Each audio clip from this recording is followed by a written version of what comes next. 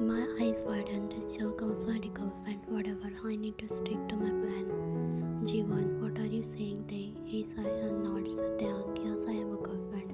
Do you have a problem with that? No, right? Because you also have a boyfriend.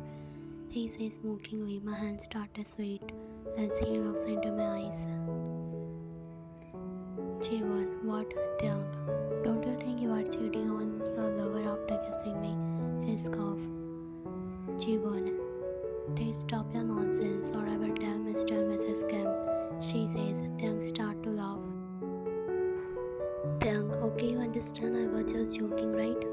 Jivan, yes, Mrs. Kim already said that you don't have time to let a girlfriend out chasing after a lover. She makes and says, while touching his arm, Dang rolled his tongue in his mouth. Dang, you are right, I don't have time to chase my lover, but with the little time I get, Dang says in his deep voice. Jivan jaw clenches, but she tries to conceal her emotion. Jivan, it's okay, Dang. That was the past. After marriage, I will make sure you have plenty of time. She says, caressing his hair. Dang is sitting in a chair while she stands beside him. Dang, that's really sweet of you. I need to chase my lover. Jivan minds. I will show you who really am after we are married. Suddenly, there was a knock on the door. Dang says to come in and Sujin. She looks at both of them.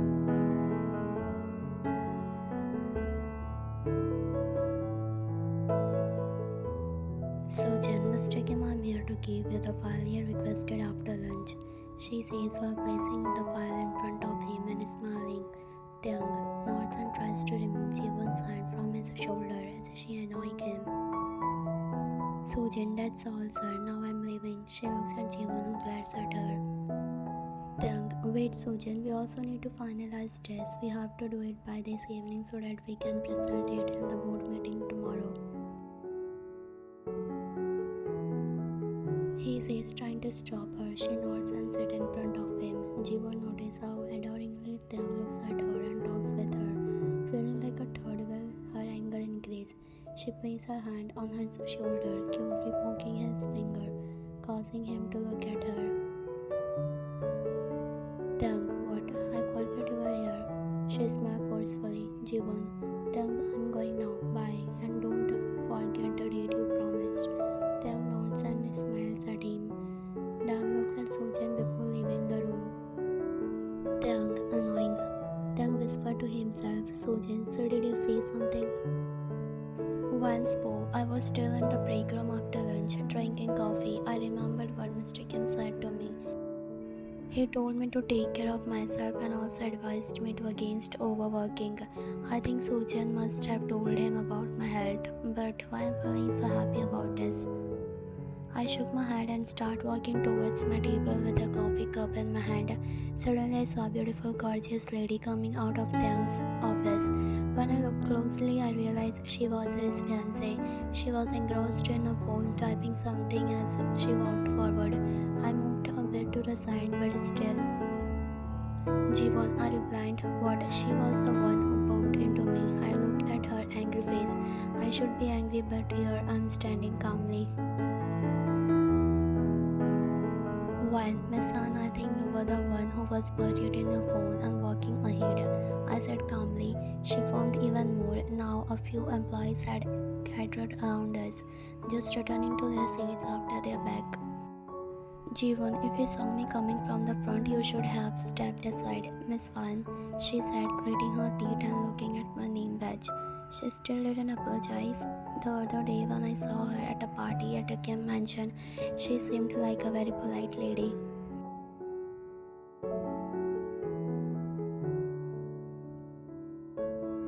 Jivan, are you going to apologize or not? I scoffed. One, Miss Ham, why would I apologize if it's not my fault? I even stepped aside, but you still bumped into me. She rolled her eyes. Jivan, first call me Mrs. Kim because I'm engaged with your boss, Mr. Kim, and second, give me respect because I'm his soon-to-be wife. After marrying him, I will also become a boss in this company because it's Mr. Kim's role that a family wife also run the company with the husband, she says and smack. Jivan, and as for an apology, apology from me, forget it. Why would I apologize to a low level employee like you when I don't even feel sorry? She said and left, hitting my shoulder. Some employees looking at me while other whispered. I stood there, anger simmering but content. The employees around me were whispering, clearly intrigued by the confrontation. Employee 1 whispering, did you see that? She's so rude.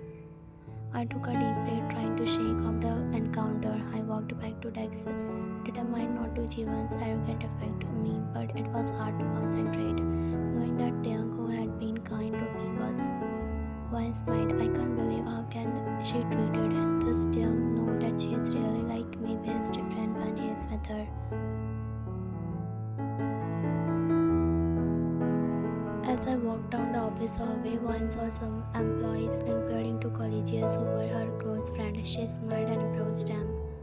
Joshua, she is totally different from how we first saw her, he said, and everyone nodded. One, who are you all talking about, guys? Leah Jiwon, Mr. Kim's fiancée. She said her name, and Wednesday was reminded incident. Leah, guys, I want to tell you something about her, she said hesitantly. Leah, but I think it's inappropriate to talk about a boss's soon-to-be wife. Everyone looked at her, including one. Joshua, oh, come on, Leah, everyone knows we're itching to tell us. When Leah, if it's concerned Mr. Kim, then say it, otherwise everyone get back to work, she said to everyone, because it's her job as a manager in this company. Leah, okay guys, actually I saw her in the cafe, she was a guy. She stopped when Taeyang and his secretary came out of his office. One's heart skipped a bit as Taeyang and his secretary walked by. She exchanged a brief, meaningful glance with him, filled with unspoken words and questions.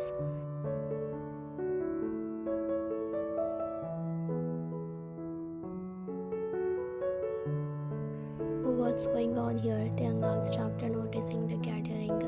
Why nothing, Mr. Kim. We were just discussing something. He nodded. Taeyang, okay. Taeyang nodded slightly at her, acknowledging the interaction before he and his secretary continued. One turned back to her friends who were now looking at her expectantly.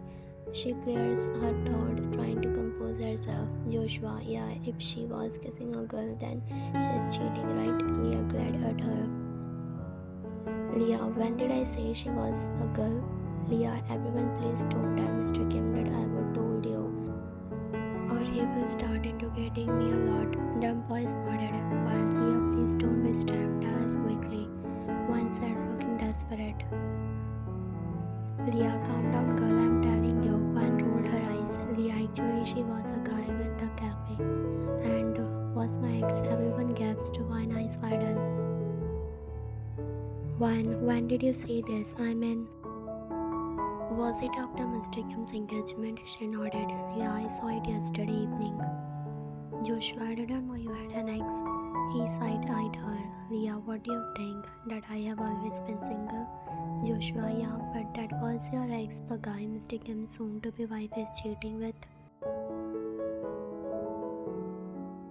Leah, don't talk about him again. Leah suddenly got angry and walked away. Meanwhile, Vine was still processing everything. Should she tell Taeyang about Jiwon? She kept thinking about it.